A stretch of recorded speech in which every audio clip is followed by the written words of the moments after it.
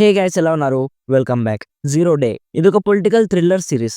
రీసెంట్గా నెట్ఫ్లిక్స్లో తెలుగు ఆడియోలో స్ట్రీమ్ అవుతుంది. డబ్బింగ్ అయితే చాలా బాగుంది గైస్.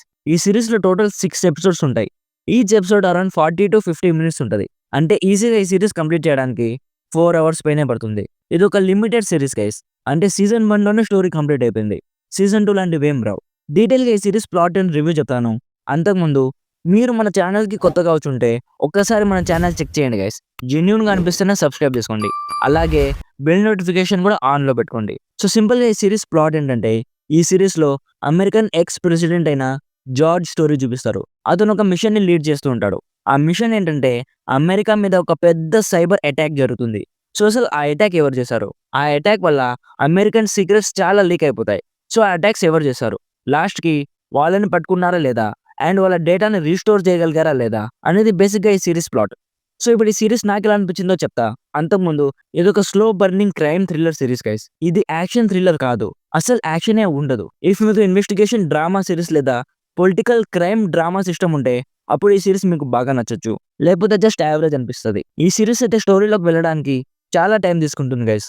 బట్ ఎప్పుడైతే వెళ్తుందో చాలా ఇంటెన్స్గా మారుతుంది, ఎంగేజింగ్గా ఉంటుంది. అండ్ స్టోరీలో చాలా ట్విస్ట్ అండ్ టర్న్స్ ఉంటాయి. అవి చాలా బాగుంటాయి. ఆ ట్విస్ట్ అండ్ టర్న్స్ వచ్చినప్పుడు లైట్గా షాక్ అవుతాం. ఇఫ్ మీరు ఆల్రెడీ చాలా క్రైమ్ థ్రిల్లర్ మూవీస్ చూసేసి ఉంటే ఆ ట్విస్ట్లు మిమ్మల్ని పెద్దగా షాక్ చేయకపోవచ్చు. డెఫినెట్లీ స్టోరీ అయితే స్టార్టింగ్లో చాలా బోరింగ్గా ఉంటుంది గైస్. బట్ అదే ఇంకా చెప్పా కదా, ఈ జానర్ ఇష్టం ఉన్న వాళ్ళకైతే ఈజీగా నచ్చేస్తుంది, లేకపోతే ఈజీగా స్లీప్ వేసేస్తారు. చాలా రోజుల తర్వాత జెస్సీ పెల్మోన్స్ని ఈ సిరీస్లో చూశాను గైస్. అదే బ్రేకింగ్ బ్యాడ్లో టాడ్ ఉన్నాడు కదా, అదే లాస్ట్లో మన జెస్సీ పింక్మ్యాన్ చేతిలో చనిపోతాడు కదా, ఆయన ఈ సిరీస్లో ఉన్నాడు. ఆయన పర్ఫార్మెన్స్ అయితే చాలా బాగుంది, చాలా సబ్టల్గా ఉంటుంది. మిగిలిన యాక్టర్స్ అందరూ చాలా బాగా చేశారు. ఎస్పెషలీ రాబర్ట్ డైనాటో అయితే చాలా బాగా చేశాడు గైస్. ఆయన ఈ సిరీస్కి main. Production qualities and intense music, cinematography ఇవన్నీ డీసెంట్గా ఉన్నాయి.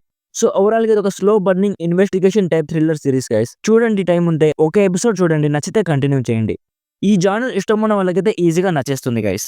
నా సైడ్ నుంచి రికమెండెడ్ 70%. కావాలంటే ఫ్యామిలీతో కూడా చూడొచ్చు. అడల్ట్ కంటెంట్ ఏం లేదు, జస్ట్ కొన్ని కిస్సింగ్ సీన్స్ ఉన్నాయి అంతే. అండ్ అదొక రిక్వెస్ట్ గైస్, మొన్న టాప్ 10 డెడ్లీ సర్వైవల్ మూవీస్ మీద ఒక వీడియో చేశాను. ఆ వీడియోకి అస్సలు రీచ్ రాలేదు గైస్. ఇఫ్ మీకు టైం ఉంటే ఒక్కసారి చెక్అవుట్ చేయండి. సో ఇది గైస్ జీరో డే సిరీస్ గురించి. ఆల్రెడీ ఈ సిరీస్ మీరు చూసుంటే మీకు ఎలా అనిపించిందో కామెంట్స్లో చెప్పండి. వీడియో నచ్చితే లైక్ చేసి మన ఛానల్కి కొత్తగా వచ్చుంటే సబ్స్క్రైబ్ చేసుకోవడం మాత్రం అస్సలు మర్చిపోకండి. Thank you so much for watching. Meet you in the next video. Bye bye.